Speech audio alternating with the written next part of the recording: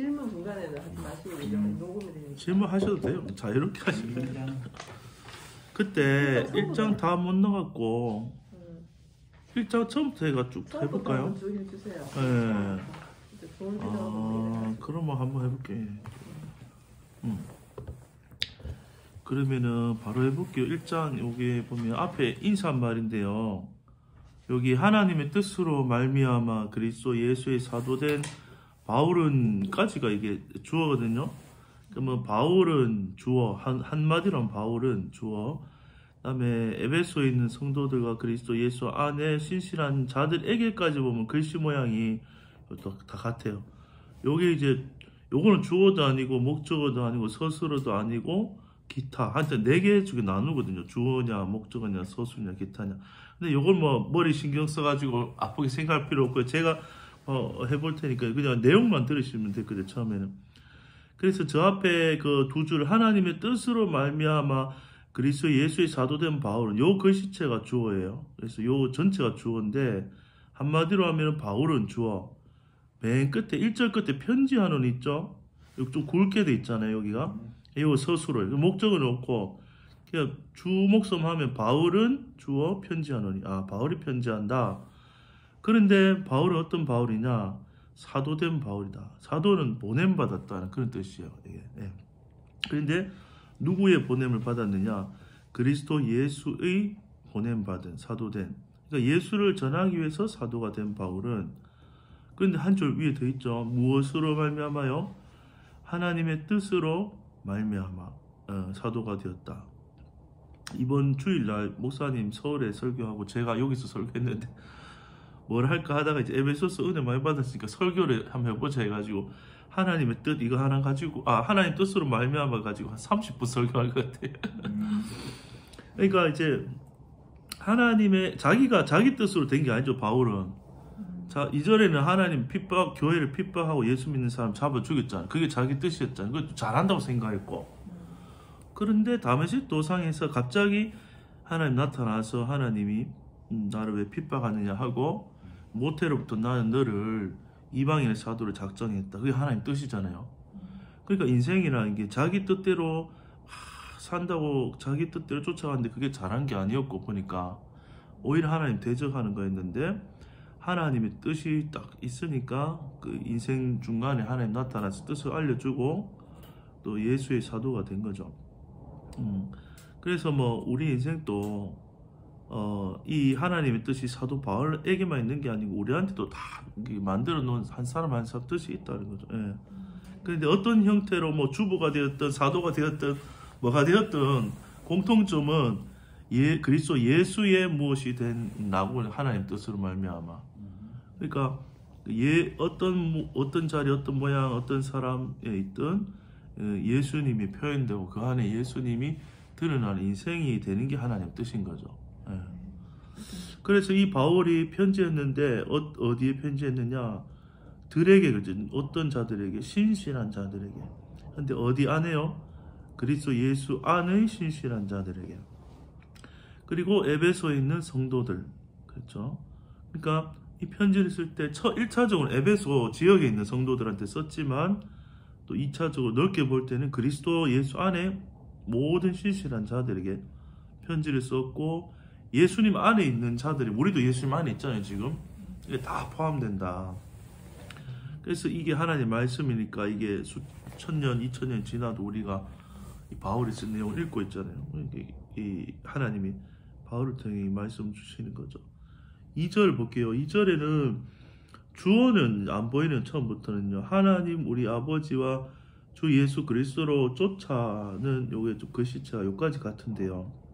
요건 주목서도 아니고 기타입니다. 기타. 그 다음에 은혜와 평강이 여기가 글씨체가 다르니까 여기 주어 너희에게도 기타 있을지어다 서술어. 그러니까 주어 서술어 하면 은혜와 평강이 주어 있을지어다. 그런데 은혜와 평강이 꾸미는 말이 앞에 있잖아요. 은혜와 평강은 누구로 쫓아오느냐? 쫓아내요. 영어 from이거든요. 누구로부터? 주 예수님으로부터 은혜가 우리에게 전달돼 오고 평강이 오고. 그런데 또 한 분이 더 있죠. 하나님인데 하나님을 뭐라 적었죠? 우리 아버지 그랬잖아요. 그러니까 구약에서는 하나님을 아버지라 부르면 신성모독죄에 걸려요. 예수님이 아버지와 난 하나이다 이 말하면 때려 죽일 말이 구약 사람들 보면 감히 거룩하신 하나님을 자기 아버지라 상상도 못하는 거 구약 사람들은. 근데 신약에는 전부 다 교회 뭐 아버지 기도하던 구약 사람들을 보면 이걸 다 죽일 일은. 근데 예수 그리스도로 말미암아 하나님 우리 아버지 됐잖아요.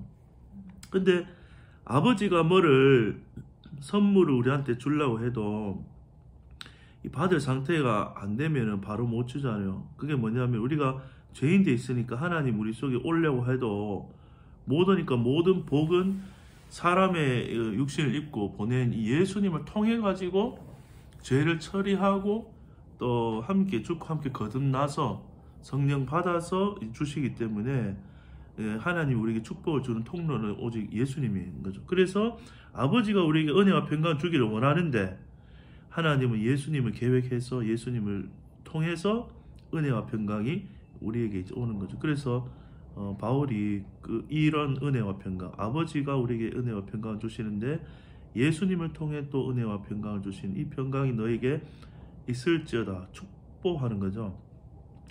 여기까지 해놓고 여기가 이제 서신의 인사 1, 2절이고 그렇습니다. 그리고 그러면서 3절부터 진짜 하고 싶은 더 말을 하는데요.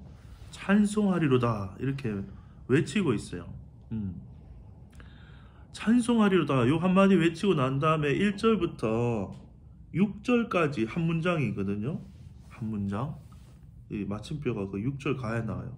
그러니까 하고 싶은 말이 많은데 우리가 엄청난 복을 받았는데 이 복이 어떤 건지를 와 이렇게 정확하게 아주 그냥 기뻐서 흥분된 어조로 막 얘기해 나가요. 그러면 1절에 보면 찬송하리로다 이렇게 하고 하나님 곧 우리 주 예수 그리스도의 아버지께서가 주어져.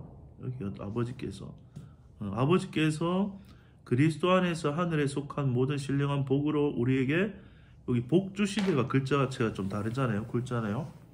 그래서 3절에 하고 싶은 핵심은 아버지께서 그러니까 하나님 아버지께서 우리에게 뭘 줬다고요? 복을 주셨다. 복 주시대.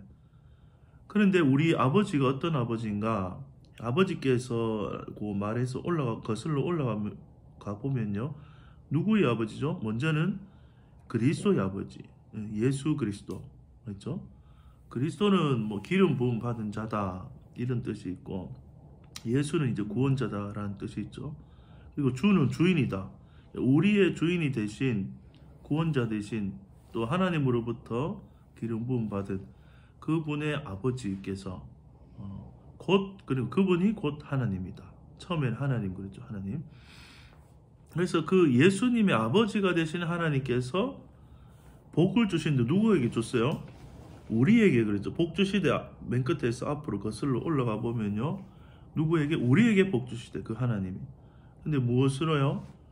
모든 신령한 복으로 우리에게 복 주시되. 예. 근데 그 복은 또 어디에 속했냐면은 하늘에 속했죠. 하늘에 속한 복. 그러니까 땅에 속한 복이 아니라 우리는 복 그러면 다 땅에 속한 복 생각하는데 재물이나 건강이나 또 이런 것들을 먼저 생각하는데 이 하늘에 속한 모든 신령한 복으로 우리에게 복 주셨다. 그러면 이 복은 사실 하나님 그 자신이고 예수 그리스도 자신이에요. 그러니까 선물을 막 누가 주면은 그 선물도 좋지만 아예 그 선물을 주는 그 분이 좋은 거죠. 예를 들어 아버지가 선물 사왔는데 매달마다 이게 뭐 봉급을 타면은 봉급이란 말도 오랜만에 써요. 월급을 타면은 선물을 좀 애들 선물 좋아한단 말이에요. 그런데 선물이 중요한 게 아니고 아버지가 살아 계셔야 선물을 받고 아버지가 또 소중한 거잖아요. 예, 그런 것처럼 하늘에 속한 모든 신령한 복은 사실은 예수 그리스도 그 자신이라고 할 수 있죠. 예. 그런데 또 하나님이시기도 하고. 근데 신령한 복을 주시는 방법이 누구 안에서 그랬어요? 여기 보니까 그리스도 안에서. 그렇죠. 그러니까 그리스도 안에 있으면은 아버지의 사랑을 다 받는다. 왜 그랬냐면요. 여기 주어를 설명할 때 아버지인데 누구의 아버지 그랬어요? 처음에 3절에서 예수님이 아버지잖아요. 먼저는. 그러니까 예수님이 축복해주면 외아들 예수님이 한테만 축복해줘야 되잖아요. 그럼 아들 하나면은. 그런데 그리스도 안에 있으면은 예수님이 아들로서 받는 축복 우리도 다 받는다 이 말이죠. 그러니까 예수님 안에 있단 말이 그만큼 중요한 말이죠. 예. 그래서 3절은 찬송하리로다 하고 아버지께서 예수님 안에 있는 우리에게 하늘의 모든 복을 주신다. 4절 볼게요. 4절 곧 창세 전에 그리스도 안에서까지가 서체가 같아요. 여기는 기타고 우리를 택하사가 서술어죠. 좀 굵죠. 택하셨는데 주어는요 문장이 안 끝났으니까 저 위에 3절에 아버지께서가 주어죠. 아버지께서 3절 끝에 복 주셨고 또 4절에는 지금 택하사가 나온 거예요 지금. 근데 누구를 우리를 택했다 나오죠. 우리를 택하사. 역시 어디 안에서요? 또 그리스도 안에서 나오는. 그러니까 예수님 안에 우리를 다 넣은 거예요. 그리스도 안에서 우리를 택했죠. 그리고 또 내려가 보면 우리로 사랑 안에서 그 앞에까지 기타고 거룩하고 흠이 없게 하시려고가 굵은 글씨 서술어죠. 그러면 우리를 거룩하고 흠이 없게 하시려고 하는데 아버지께서 근데 거룩하고 그 바로 앞에 글자가 뭐죠? 그 앞에는 이 아버지는 그는 아버지거든요. 위에 하나님. 하나님 앞에서 우리가 거룩하다. 하나님 앞에서 거룩하다는 말은 좀 그것도 부담스러운데 옛날 신앙을 생각하면 근데 그 앞에서 거룩하고 뭐가 없어요? 흠도 하나도 없다는 거예요. 완벽한 아들이요. 근데 그런 아들은 한 분밖에 없죠. 원래는 예수님이 그렇겠죠. 예수님이 하나님 앞에서 어때요? 거룩하시고 예수님이 하나님 앞에서 흠이 하나도 없죠. 근데 실제로 보면 우리는 거룩 안 하고 흠이 많잖아요. 그런데 예수님 안에 우리가 쏙 들어가면은 똑같이 우리도 하나님 앞에서 예수님과 동일한 거룩과 의를 얻는 거예요. 그러니까 이거 행한 거 없이 은혜로 받는 이 의를 우리가 잊고 아멘이 되면 정말 이 최고의 선물이고 감사하고 자유할 수 있는 거죠. 하나님 앞에서 거룩하고 우리가 흠이 없는 아들이 되었다. 그런데 그 앞에 또 바로 앞에 보니까 어디 안에서 그랬어요?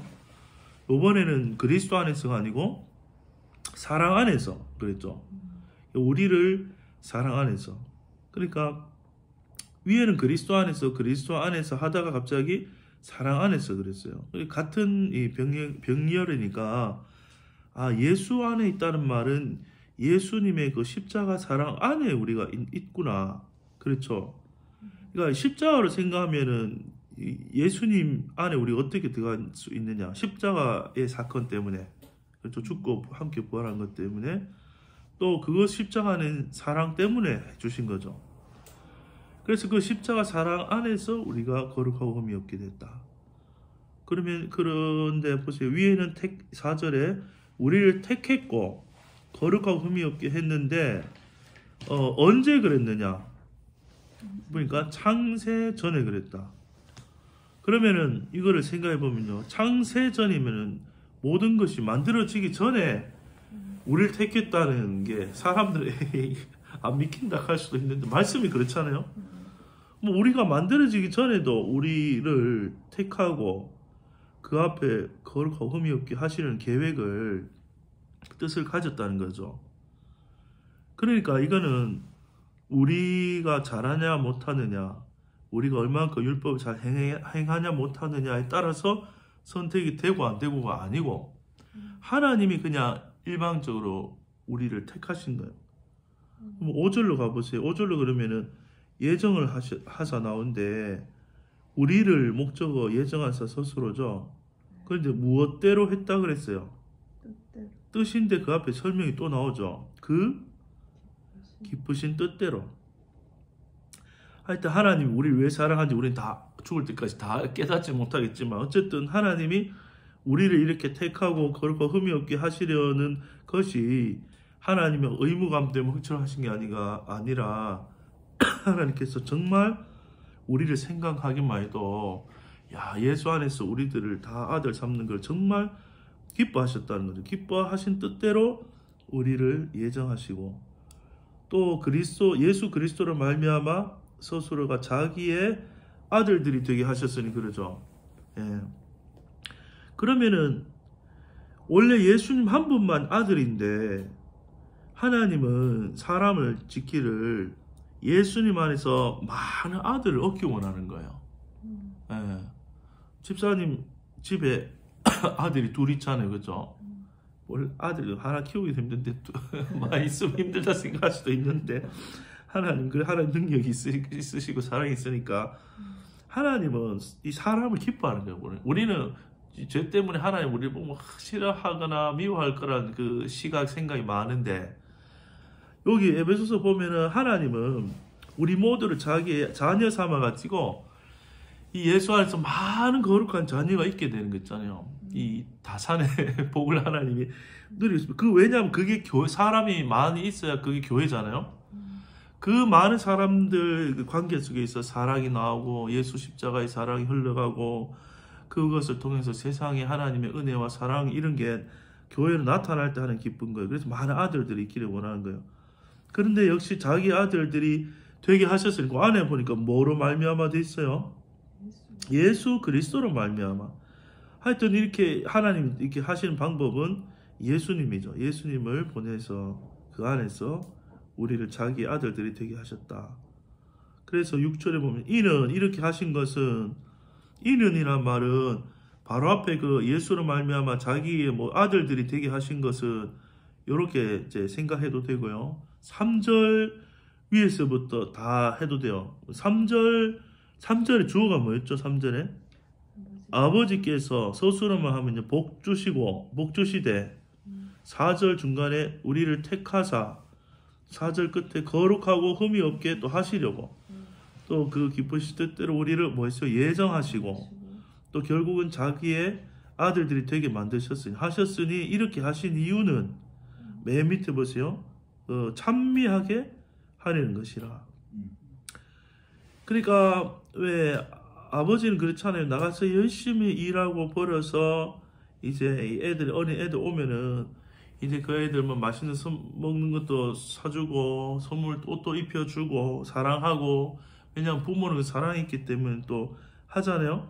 그러면은 이 5살짜리 애가 철이 들어가지고 예를 들어서 아버지 너무 피곤해 보입니다 하고 쉬세요. 오늘은 제가 회사에 나가서 제가 일해서 아버지를 한번 먹이 살려보겠습니다. 이러면 아버지 웃기야 하겠지만은 그게 정말 기쁘겠어요. 아니면 이 아들이 아빠 뽀뽀하고 감사해요 사랑해요 하고 아빠 우리 위해서 이렇게 수고하니까 나는 너무 감사하다 좋다 그 말 들을 때가 행복하겠어요. 그러니까 후자죠. 그러니까 우리가 막 율법적으로 스스로 거룩해 해서 막 나오려는 아들을 기뻐하는 게 아니고요. 하나님이 다 행하셨다는 걸 이 철들면 그 아버지 사랑 알고 야 아버지가 우리를 향한 참 뜻이 깊구나. 이렇게 우리 사랑해서 예수님 준비하고 하시고 보내주시고 말씀으로 깨닫게 해주시고 이런 은혜를 받았다는 것을 말씀하시는구나. 말씀 보고 깨달으면 그 영광을 은혜를 찬미하는 것, 그 찬미 소리 하나님 들으면 가장 기뻐하시는 거죠. 그래서 찬미하게 하는 것이라 했는데 그 위에 보면 다 목적어체죠. 이는 주어고 서술어는 찬미하게 하려는 것이라가 서술어. 근데 목적어는 중간에 다 목적어예요. 근데 끝에서 보면 영광을 찬미하게 하려는 것이라 했죠. 영광을. 그런데 큰 것이로 거기 보면 은혜의 영광 그랬죠. 그러니까 하나님의 은혜는 참 영광스럽다는 거죠. 어떻게 이 참 호물과 저를 죽을 수밖에 없는 우리를 씻기고 살리고 이렇게 하는 거는 너무나 큰 은혜다. 그 은혜가 영광스러운데 근데 그의 은혜에 아버지의 은혜의 영광을 그런데 또 그의 은혜는 어떻게 주시는 거예요? 바로 위에 보니까 주시는데 거저 주신다. 거저 주시는 말. 그러니까 우리가 은혜 받을 때는요. 염치나 그 어떤 자존심을 내세우면요. 그런 사람은 은혜 받으려면 한참 시간이 걸려. 그러니까 자기가 거룩한 모습을 갖추거나 이렇게 하거나 공로를 만들어가지고 그 대가로 은혜를 받으려 하면 못 받아요. 근데 거저 받는 사람은 즉시 반즉시. 야 하나님 다 주셨구나. 하나님이 성령도 주시고 은혜도 주시고 다 주셨구나. 그러니까 거저 주시는 은혜가 아버지 은혜예요. 값을 조금이라도 받고 주는 은혜는 아버지 은혜 아니죠. 화가 나면 저도 애들한테 그런 얘기 한 적 있거든요. 야, 너 이때까지 아빠가 보기 좀 이뻐서 돈 다 내놔라 이렇게 이제 하가 너가 알았어 해. 그래가지고 그건 별로 은혜스럽지 않죠. 그런데 애는 맨날 그쵸, 공부도 뭐 하고 게임도 하고 막 지질이 말도 안 듣지만 그래도 내 새끼 사랑한다고 베풀어주는 은혜가 있지. 그래도 먹여주고 재워주고 살려주고 어떻게든 사랑하는 마음 때문에 잔소리하잖아. 그런 것처럼 아버지 어머니 거저주시는 은혜. 근데 하나님은 정말로 우리를 거저주시는 은혜를 주는 거죠. 그런데 역시 어디 안에서 주세요? 계속 반복되게 안에서 나오죠. 우리에게 거저주시는데 위에 보면 그의 사랑하신 자 안에서. 예수님을 다른 말로 표현했죠. 여기는 왜 이 말을 표현했을까요? 그냥 예수 안에서 준다 해도 되는데, 그러니까 그의 사랑하신 자 그러면 그 앞에 그는 아버지고 하나님이고요. 사랑하신 자는 예수잖아요. 그럼 아버지 예수님과 아들 예수님의 관계는 부자간의 사랑이 있잖아요. 아버지가 예수님 참 사랑하신다고요. 아들이니까. 그러니까 예수님을 사랑하신 자로 표현했는데 그 동일한 사랑으로 우리도 아들, 위에 보면 아들 됐잖아요. 그렇기 때문에 그 사랑을, 아들이 받는 사랑을 우리도 거저 받는 거예요. 예. 그래서 그 은혜를 우리 입술에 우리 자랑할 게 아니라 하나님 아버지를 또 베푸신 은혜를 십자가 사랑을 자랑하면 찬미하면 하나님 기뻐하시는 거죠. 예. 그게 하나님 우리를 구원하신 목적이죠. 찬미하게 하려는 것이다 했기 때문에. 그래서 요 3절에서 6절까지 보면은 야, 사도 바울이 참 정리를 사도 바울이 정리했다기보다는 하나님이 보여주신 이 계시, 구원의 계시를 보고 막 적었는데 이 안에 참 구원의 모든 계획이 들어있죠. 삼위 하나님 계획이 다 있잖아요. 아버지 하나님 나오고 창세전에부터 뜻을 가지고 계획하신 분이 아버지고, 예수님을 통해서 예수 안에서 우리를 다 아들 삼아서 복 주신다. 그리고 그 목적은 우리가 찬미하게 하는 것이다. 네, 그렇죠. 그러니까 우리도 신앙생활 하면서 제일 잘하는 건요, 내가 막 애쓰는 게 아니고 찬미를 잘하면 돼. 찬미를, 은혜를 깨닫고 복음을 깨닫고. 네. 그렇게 이제 한 문장이 끝났어요. 그렇게. 그리고 7절부터 한번 볼게요. 여기 주어가 뭐죠? 우리가까지 주어죠. 그리고 그리스도 안에서 그의 은혜의 풍성함을 따라 그의 피로 말미암아는 다 이게 지금 기타거든요. 주목서가 아니고 구속 곧 제사함을 받았으니가 굵은 글씨 서술었죠. 그러면 주어는 우리가 받았으니, 우리가 무엇을 받았느냐? 예, 죄사함, 목적어는 죄사함을. 근데 죄사함은 곧 구속 곧 죄사함. 먼저는 죄사함을 우리가 필요한 거죠. 구원 받으려면. 왜냐하면은 그 양자 삼으려면은 애를 데려서 깨끗이 씻기고 병원 가서 질병을 치료하고 집안에 같이 살 수 있는 것처럼 피로써 다 이제 씻김 받는 거예요. 그리고 죄의 값을 다 치러야 석방이 되잖아요. 그러면 죄의 종로를 하면 사단 아래 있는 거잖아요. 율법 아래 있고 사단 아래. 근데 거기서 빼내와 출애굽 시켜줘야지 가나안으로 데리고 갈 거잖아요. 그렇게 이제 생각해 보면은 먼저 죄를 과거와 현재와 미래와 일생 동안 모든 지을 죄값을, 또 온 인류의 죄값을 하나님 편에서 온 인류를 구원하려면은 값을 치르고 빼내와야 되는 거예요. 하나님. 그래서 구속 죄사함을 받겠는데 한 줄 올라가 보면요, 무엇으로 말미암아요? 큰 것이 피로 말미암아. 그러니까 이 피는 예수님의 피인데 곧 은혜고 사랑을 의미하죠. 그의 피. 이거는 그는 예수님의 피로 사함 받는다. 그렇죠? 그런데 피로 말미암아만 적어도 그 문장에 뭐 문제가 없는데 위에 보니까 더 있죠. 무엇을 따라요?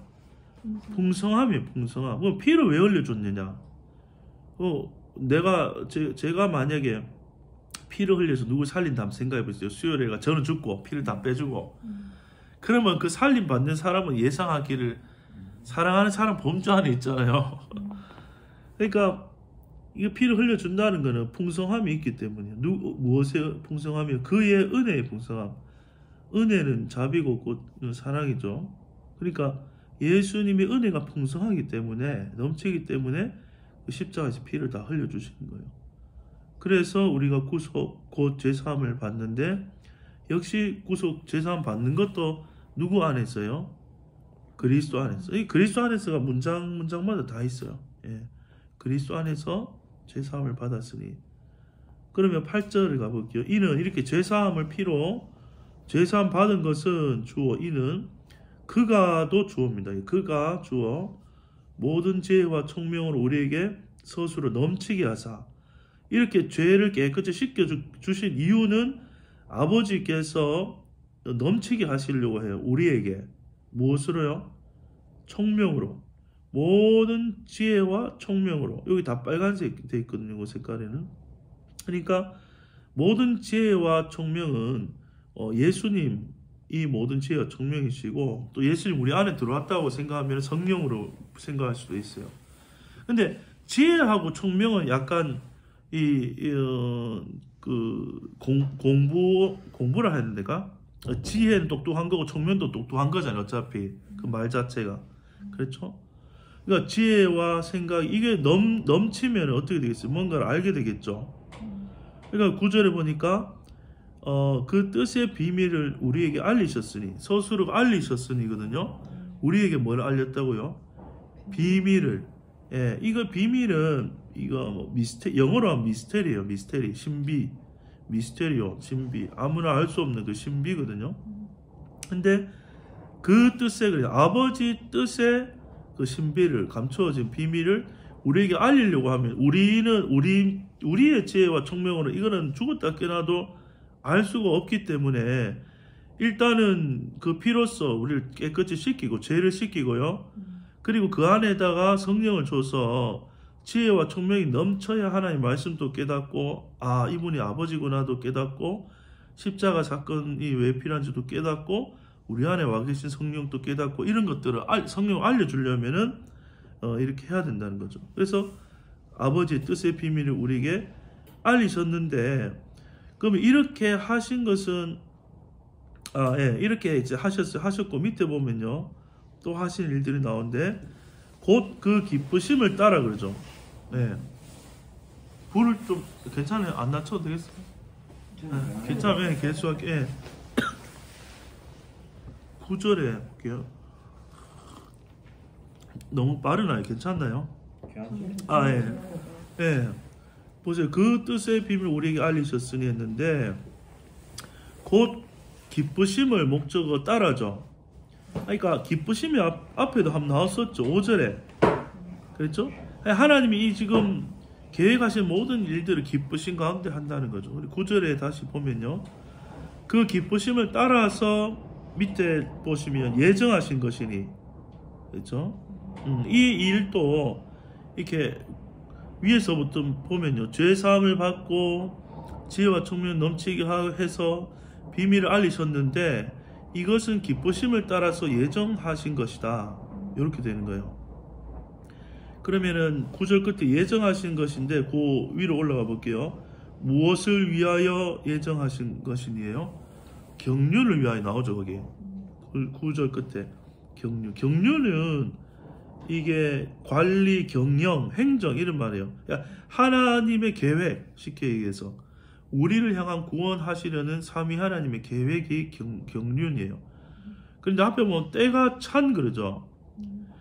그러면 때가 찼다는 말은 창세전부터 예수님을 이 땅에 보내서 우리를 구원하실 계획을 했는데, 그 때가 찼다는 말은 그 일이 나타났단 말이에요. 예수님 이 땅에 와서 그 일을 이루셨다는 거죠. 그래서 때가 찬 경륜을 위하여, 역시 위에도 그리스도 안에서, 그렇죠? 그리스도 안에서 이 때가 찬 경륜을 위하여 예정을 미리 작정해 놓으신 것이니, 이제 10절에 보니까요.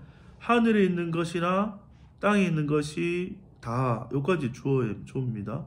다 그리스도 안에서 스스로 통일되게 하려 하심이라. 여기 하늘에 있는 것은 우리 보이는 하늘이 아니고, 이 모든 그 하늘도 생각할 수 있지만, 모든 그 영적 세계를 말하는 하늘에 있는 거, 땅에 있는 거는 모든 만물의 세계, 그렇게도 이해할 수 있어요. 그러니까 하나님 창조 안 하시면 영적 세계도 없고 물적 세계도 없고 하나님 혼자 계시겠죠. 그런데 하나님이 모든 만물을 창조하셨는데 그것이 통일되게 하려 하십니다. 어디 안에서요? 예수님 안에서, 그리스도 안에서 통일되게 하려 하십니다. 이 말은 모든 그 죄로 말미암아 그 잘못되었던 모든 질서를 바로 잡는다, 이런 뜻이죠. 원래는 만물은 하나님이 만들었기 때문에 다 하나님을 드러내요. 산은 하나님 영광을 나타내고, 하늘도 그렇고 자연 만물과 우주 만물과 그 질서와 그 모든 것들이 하나님을 나타내고 있는 거죠. 하나님 만드셨으니까. 그런데 이 타락한 천사가 나타나고 또 그 사람을 또 타락하게 만들어서 모든 것이 하나님의 표현체가 아니라 사단의 표현체가 되고, 그렇죠? 하나님께서 그것을 만드신 것을 사단이 가로채서 영광을 받으려고 하고 어지럽게 되는데, 예수님이 십자가 사건으로 말미암아 사단의 머리가 박살나고 모든 질서가 이렇게 잡힌다는 거죠. 예, 그래서 통일되게 하려 하십니다. 네. 잠깐 쉬고 할까요? 괜찮아요? 좋습니다. 네. 오늘은 쉬도 되고. 녹화를 하니까 가서 한번 반복적으로 한번 들어보세요. 또 시간 될 때 들어보시고.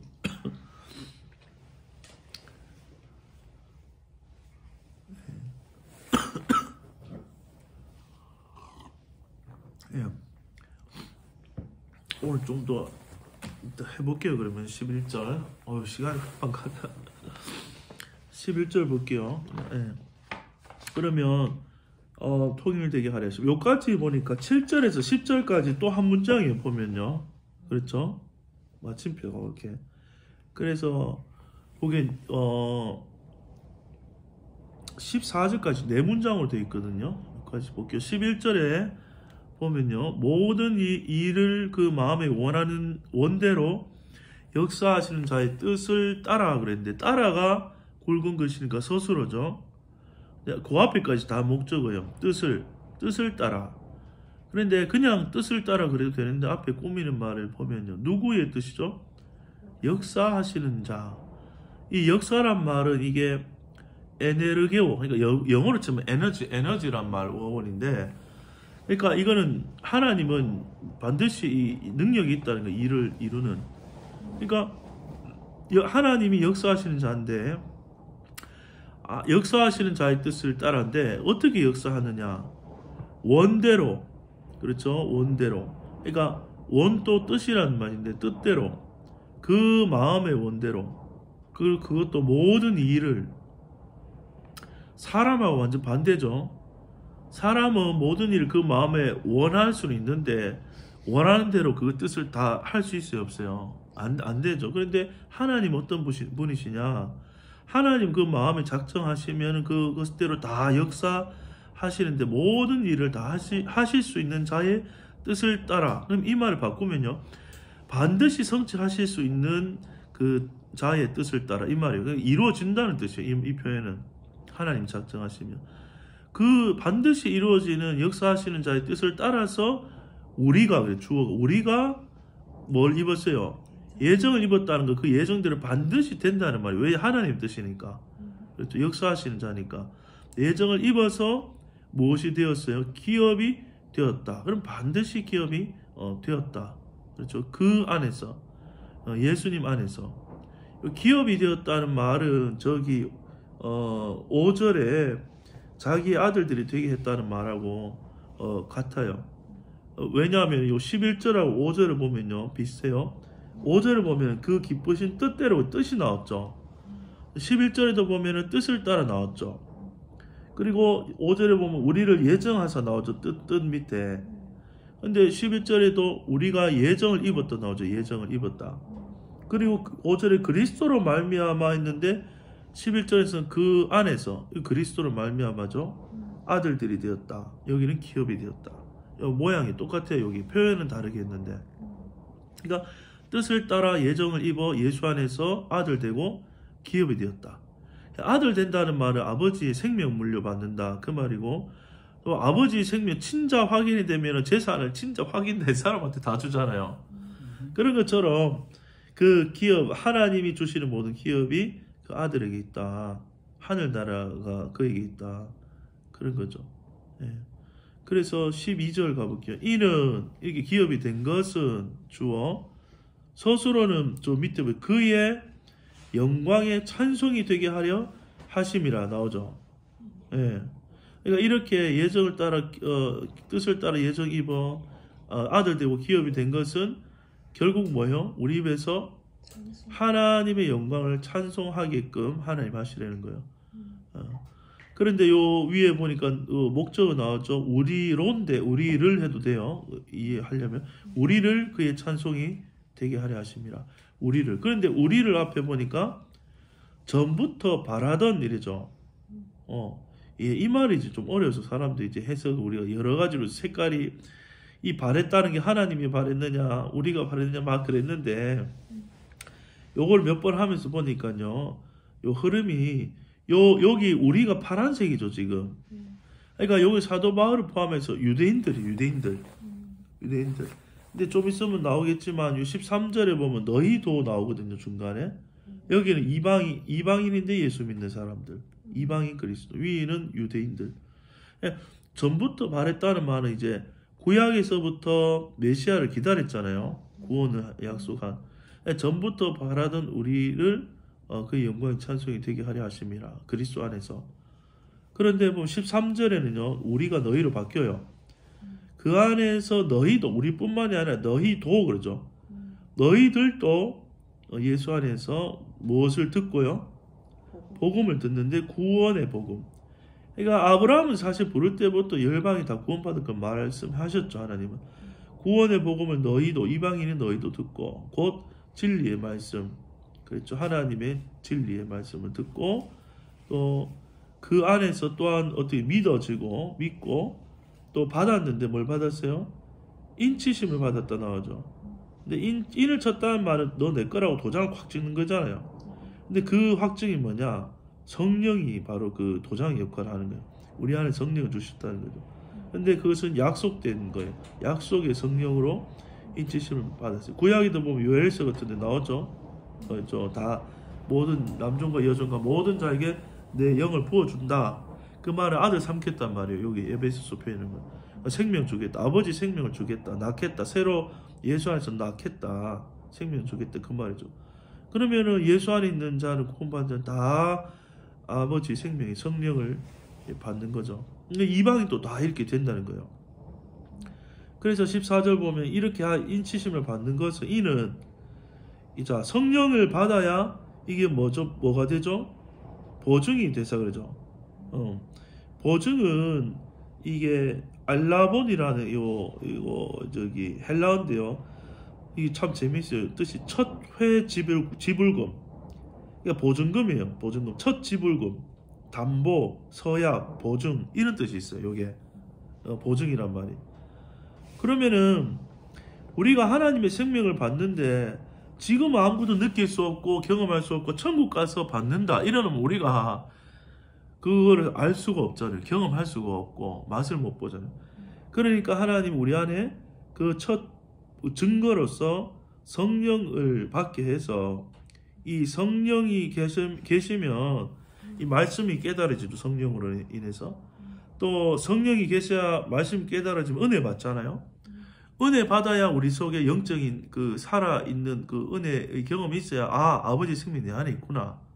부어주시는 은혜가 있구나. 성령의 기름 부으심 내 안에 있구나.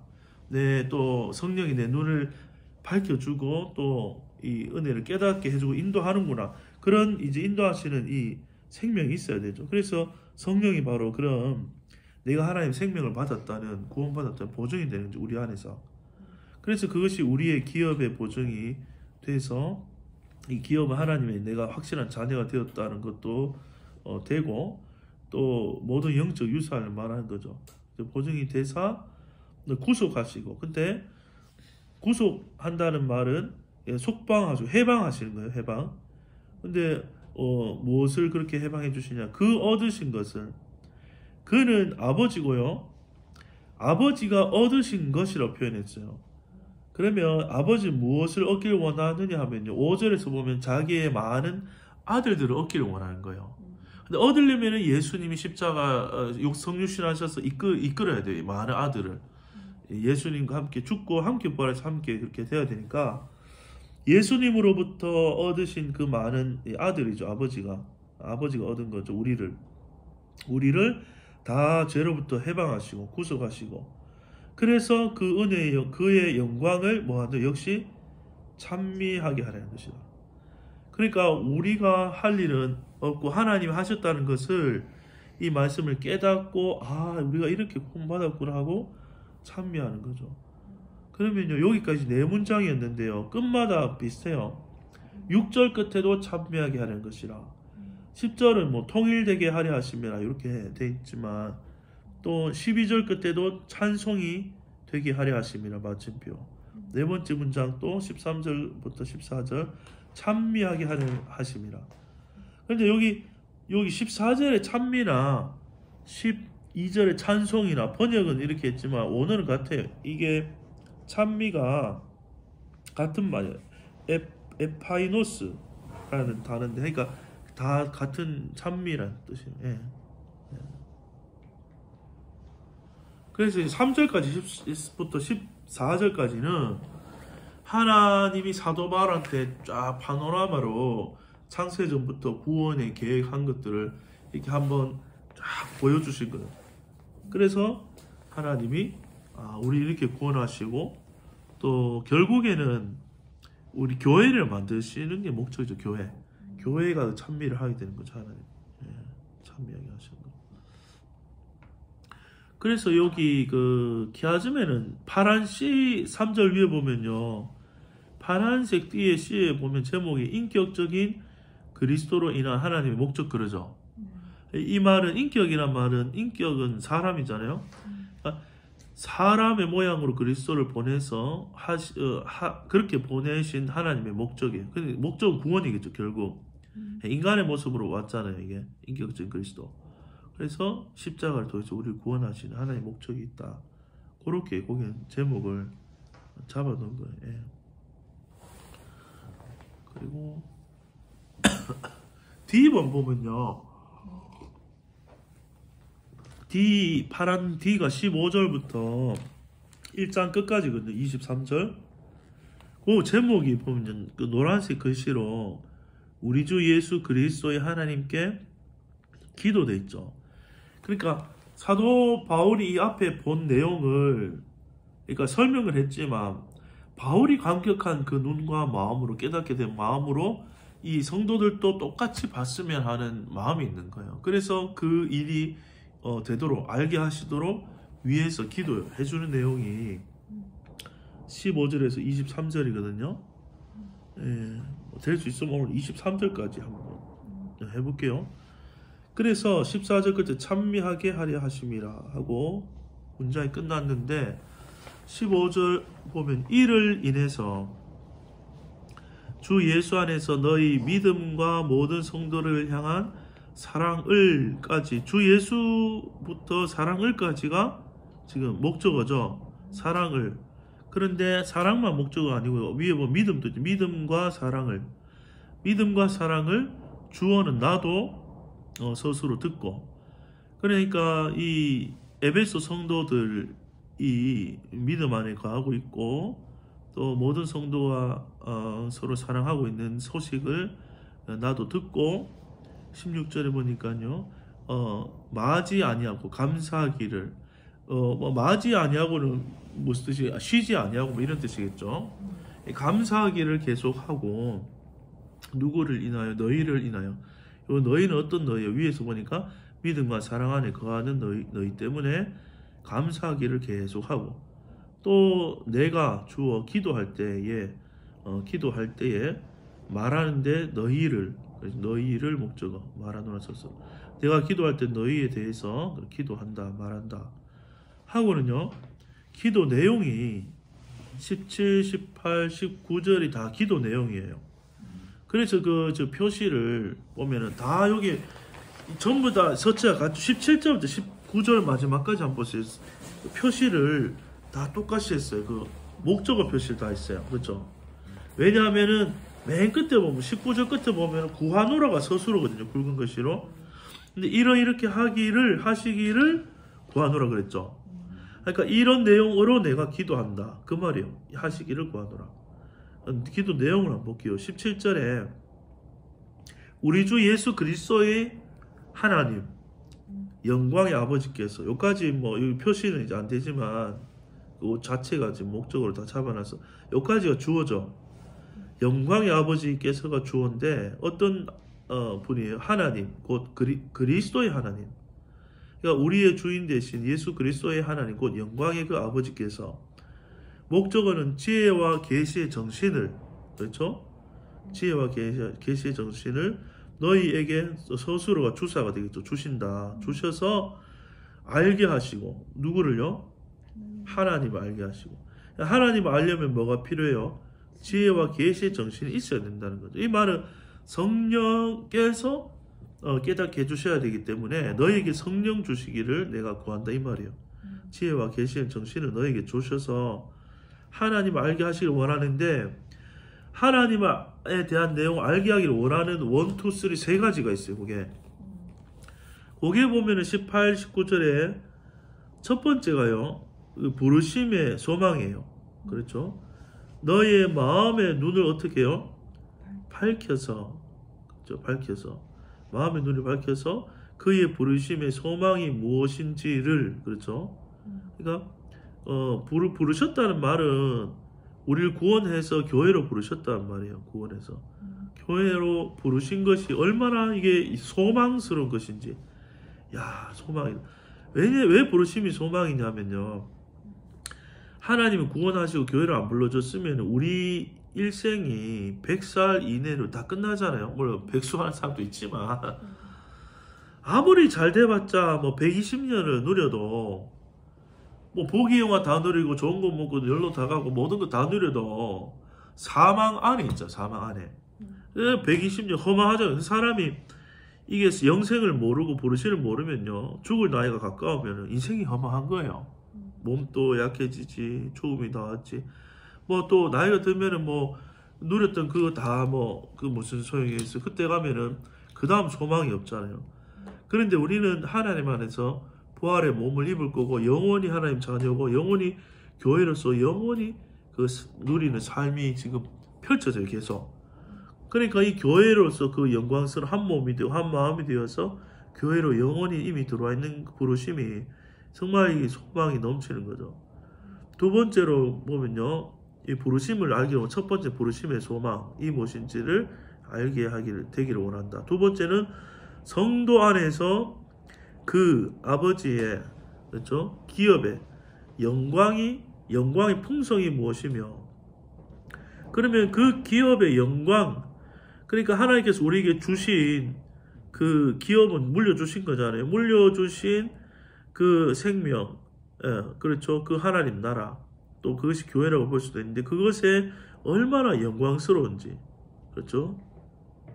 정말 그 영광스러움의 풍성한 그것도 영광이 풍성하다 다함이 없다.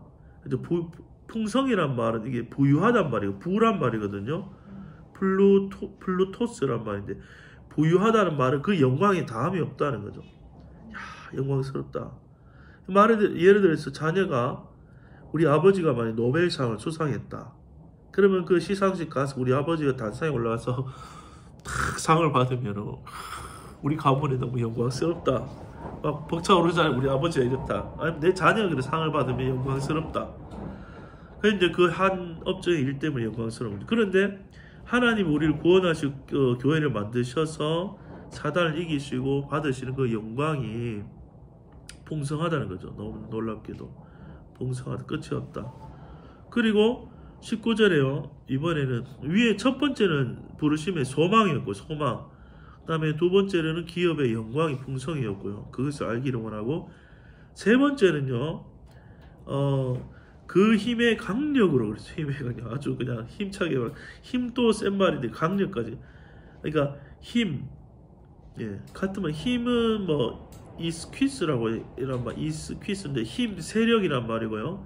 뒤에 강력은 크라토스인데 이것도 권세, 능력, 힘 이런 말이 같은 말이에요. 힘의 강력으로 역사하신, 역사는 이제 에네르게이야, 영어로 치면 이제 에너지다, 에너지.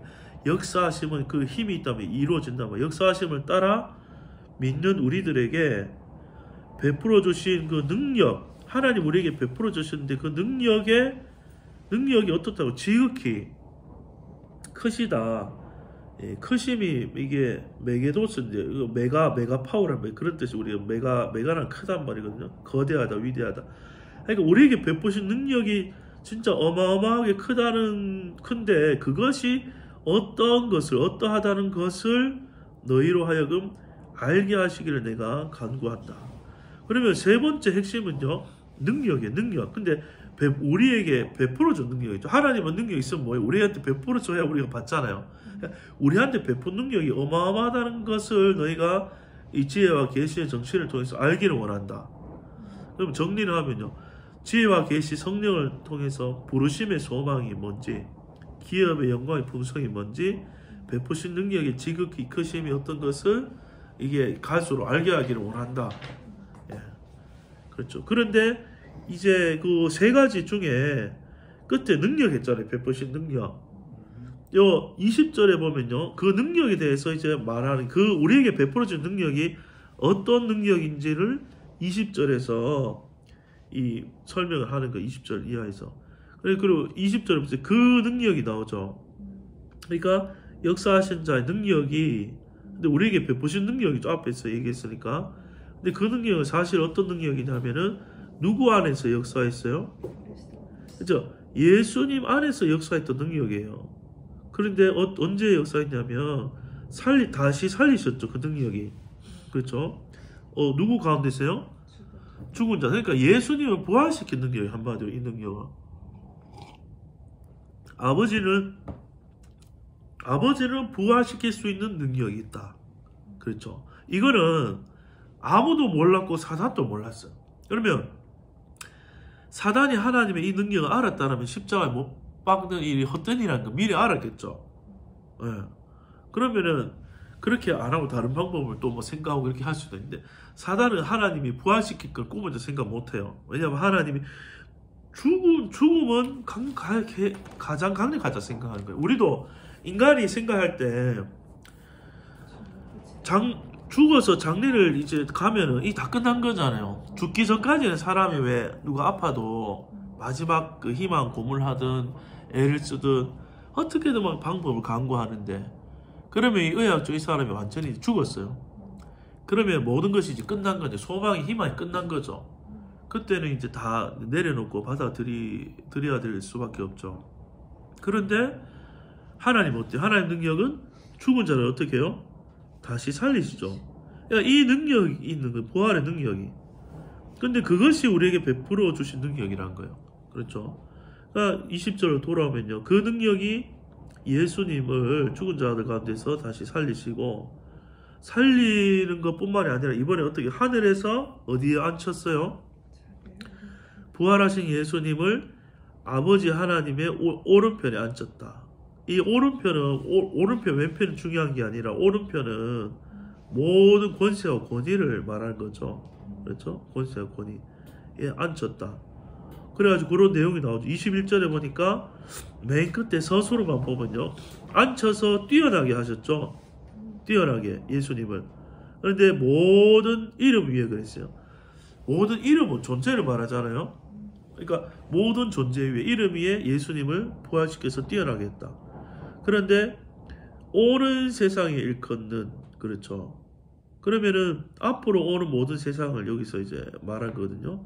그러면 이전과 지금과 이후에 모든 시대에 걸쳐서 모든 존재 위에 예수님을 가장 높여놨다, 그런 말이 됩니다. 그래서 또 위에 가면 이 세상뿐만 아니라 오는 세상에, 그러니까 지금 세상뿐만이 아니라 앞으로 오는 인류 역사의 모든 종말까지, 영원까지 오는 세상에 일컬어지는, 언급되는 모든 존재보다도, 이름보다도 그 위에 예수님을 가장 높여놨다. 그러니까 부활하신 예수님 그보다 더 뛰어난 존재가 앞으로 나올 수 없다. 그렇죠? 영원토록. 그리고 모든 위에서부터 볼게요. 모든 정사와 권세와 능력과 주관하는 자와, 그러니까 어떤 권세라도 어떤 능력이라도 어떤 그런 다스리는 자라도 어떤 또 능력을 대단히 가진 자라도 예수님보다 뛰어날 수 없다.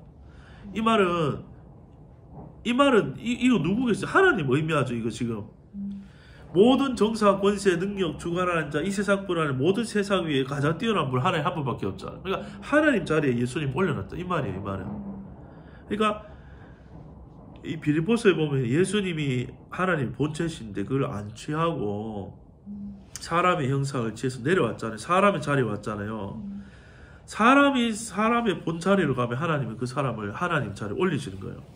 근데 인간은 실패했죠.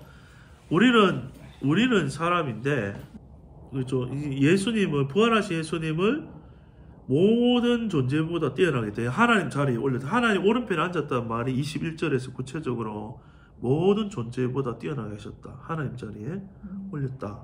그렇죠. 뿐만 아니라 22절에 보니까 복종하게 하셨다. 그 발 아래, 예수님의 발 아래 무엇을요? 만물을.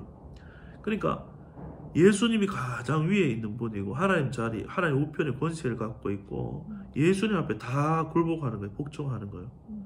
그래서 근데 그 예수님을 그렇게 딱 만들어서 주셨느니라 했죠. 끝에 뭘로 주신다? 머리로. 근데 무엇의 머리로요? 교회의 머리로 주셨다. 네. 그 만물 위에, 그를 만물 위에 교회의 머리로 주셨다. 그러니까 이 중요한 게요. 예수님만 그러면 우리랑 상관없어요. 우리는 교회가 안 되면은 예수님만 높아진 거죠. 근데 머리와 몸은 이제 연합되기 위해서 존재하잖아요. 23절에 보면은 그 교회란 말이 지금 에베소서에서 22절에 처음 나왔고 23절에 교회는 뭐냐? 그의 스스로가 몸이니 그러죠. 그의 몸이다. 교회란 뭐냐? 그 정의가 여기 처음 나오죠. 에베소서에서. 예수님의 몸이 교회예요. 그럼 몸은 머리가 시키는 대로 움직이고 머리가 누구면은 몸이 그 사람이 어떠함을 나타내는 거잖아요. 그러니까 이게 굉장히 중요하고 아주 광범위한 그런 말인데 교회는 그의 몸이다. 이 말은 우리가 교회죠. 사실 교회 안에 포함되어 있으니까. 근데 우리의 머리는 그리스도다. 우리의 머리는 그리스도고 예수님의 몸은 우리다. 그럼 몸과 머리가 하나인 거예요. 몸하고 머리라는 말은 사람의 모양으로 비유한 거잖아요. 머리, 몸은 사람이잖아요. 그러니까 그런 관계가 되었다. 그래서 23절 밑에 보면요. 충만이니라가 서술어인데, 자, 충만하다는 이 말 자체는요. 플레로마라는 뜻인데요. 채우는 것, 충분한 것, 충만한 것, 넘치는 것 이런 거예요. 그렇죠? 그러니까 충만이란 말은 채우고 충만해지는 거예요. 그러니까 교회는 그의 몸인데 또 몸이냐고 문장이 안 끝났잖아요. 교회는 주어, 그의 몸이니 스스로, 충만이니라 스스로. 그러니까 교회는 주어 하나인데 1번은 그의 몸이다란 말이 스스로고 교회는 충만이니라가 스스로죠. 지금 그렇죠? 교회가 주어 하나인데 교회는 몸이고 충만인 거예요. 그러니까 예수님의 몸이고 그 몸에 머리 대신 예수님으로 충만해지는 게 교회인 거예요. 그 말 우리 안에 예수님으로 충만해지는 게 그리스도인이고 또 예수로 충만한 사람들이 모인 것이 교회다. 그렇죠? 그런데 교회의 범위가요. 단지 한 사람의 여러 사람 정도가 아니라 만물이 다 교회인 거예요. 왜냐하면 만물이 다 하나님 만드신 바이기 때문에 우주적인 모든 것이 다 하나님 작품이고 창조물 소유이기 때문에 만물이 사실은 다 하나님을 표현하는 교회가 되는 거죠. 근데 특별히 사람은 더욱더 하나님을 잘 드러내는 그 교회인 거죠. 네. 그래서 만물 안에서 만물을 충만케 하시는 자가, 그러면은 만물 안에서 만물을 충만케 하시는 자는 22절에 한마디로 찾으면 머리죠. 예, 충만케, 머리가 몸을 충만케 한다는 개념이에요.